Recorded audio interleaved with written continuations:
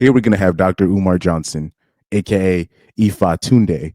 Uh, she's going to talk a female host through her triggers, a crying female host. So he's basically going to, basically on air, perform basically therapy on her since she's crying right now. I don't know what they were talking about in the last segment, but she's going to talk about her triggers with men or her traumas with men or uh, what what men do, the stuff that men do that affect her, right? So let's hear her out and let's hear out Dr. Umar Johnson's solution or his explanation for why she's hurting.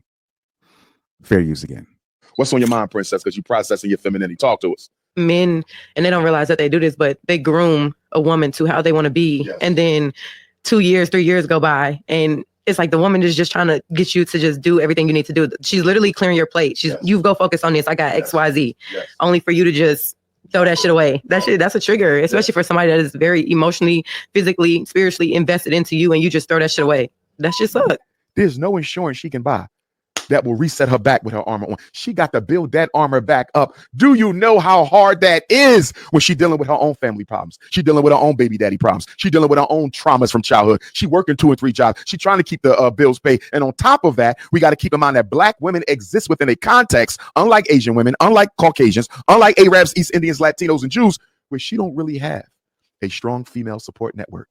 Black women are more likely to not be surrounded by a genuine sisterhood whose shoulders they can cry on. So when our sisters go through relationship trauma, setback, and disappointment, they often go through that by themselves. What's on your mind? Okay. This is, first of all, this is why I stopped. I'm talking about even when I was in high school, when I was more open-minded or liberal-minded, right? When I was more left-leaning, when women would complain about their boyfriend problems, it would be similar to this, and I kind of had little tolerance for it because I was the type of person, like, I was practical to a fault, meaning if you were a person complaining about your partner, man or woman, and the partner's not there, or you're complaining about somebody that's not there and you're sexually involved with that person, I didn't really want to hear it. Because I always wanted to be a person. Well, let me hear two sides. Now, obviously, in the back of your mind, when I was in high school, you still would give the women the benefit of the doubt. But I would tell women that were my so-called female friends, right? They stopped being my female friends, right?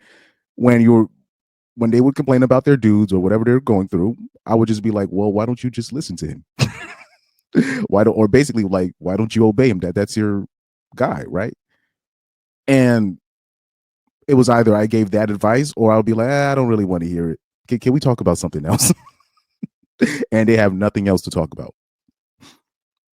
When women get together or when women are coming together to talk, they really don't have much to say. Like nothing really productive. Like, I would be glad if women were talking about anything else, even if I didn't care about or relate to what they were talking about. If they were talking about something else other than their relationships or their quote unquote situationships that they were going through, I would be relieved. And I would be like, you know what? Let me listen to what she has to say. But it turns out that's literally all they talk about. All they talk about. So let's replay this real quick. Let's replay this nonsense one more time. And let's break down, obviously, the woman's faults in this. And then, obviously, let's break down the holes in Dr. Umar's diagnosis, right? Fair use again. Mind, princess, because you're processing your femininity. Talk to us. Men. Processing your femininity, which is basically just her just acting like a baby most times. Let's keep it a buck. Or you'll see these memes where women will say, I just want to be around a man where I can just shut off my brain and just be goofy. And you're just like, what, like a kid?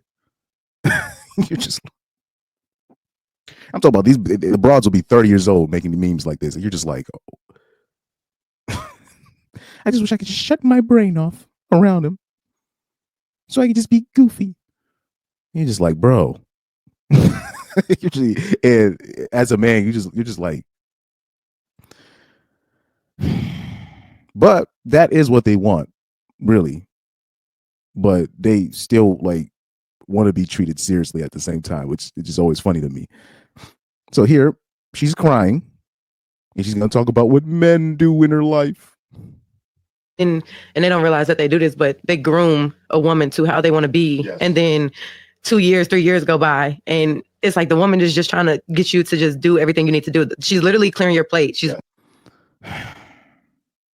saying a whole bunch of nothing, but I could even, first of all, I can easily solve this woman's problems and a lot of young women's problems.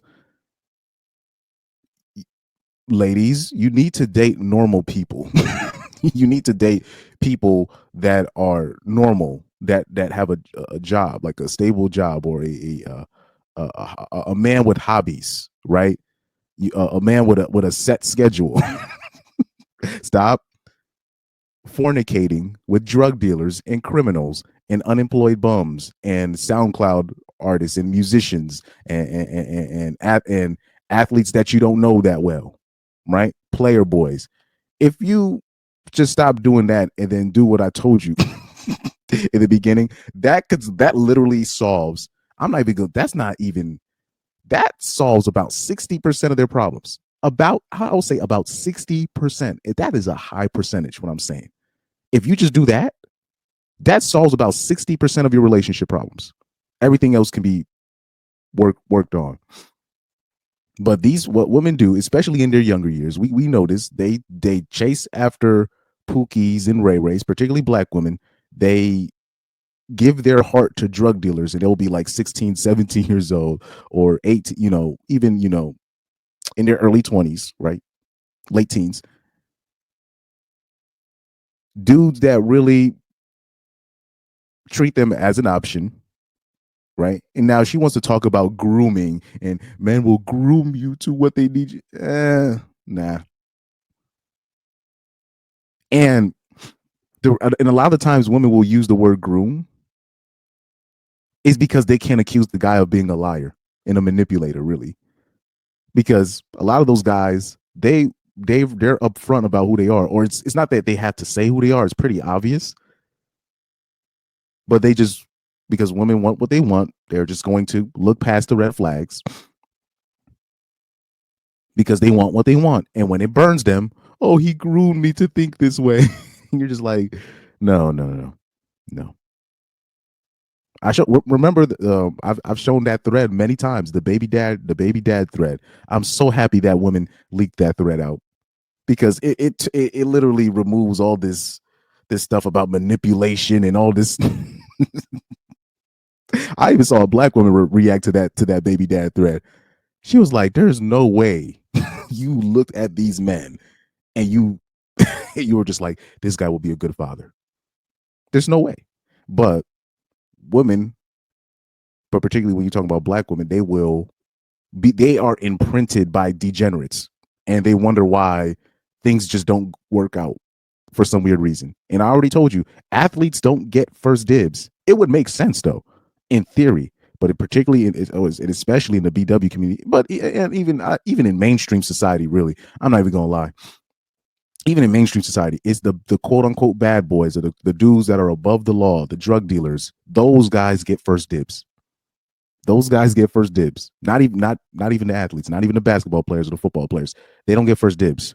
The football players, they might get first dibs on the fat chicks, or like the undesirable mids that be clout chasing. Yes. The Hannah Baker types, yes. They get first dibs on that, right? But in terms of most women, that when you talk about even the very attractive pretty women, they get first dibs, right? And then you basically have a competition between the chads and the rich older men. They're basically competing for that second place spot when it comes to the beautiful woman and the woman just underneath that, right? And including the mids, right? So in a case with a girl like this, we already know she gave her heart to Pookie. We know how this we know how this usually goes. And because he's Pookie, right? She submitted, quote unquote, and it didn't work out for her. And now she's gonna go on a tirade talking about men do this and men do that. And notice the language she used, where it was projection actually. It was pure projection where she was saying that men will just leave you at a whim after you put in all this work. And I was like, almost like how 70 to 80% of women initiating divorce after men done put in all this work with the woman. And but never mind, that's a whole other story. You go focus on this. I got XYZ. Yes. Only for you to just throw that shit away. That's a trigger, especially for somebody that is very emotional.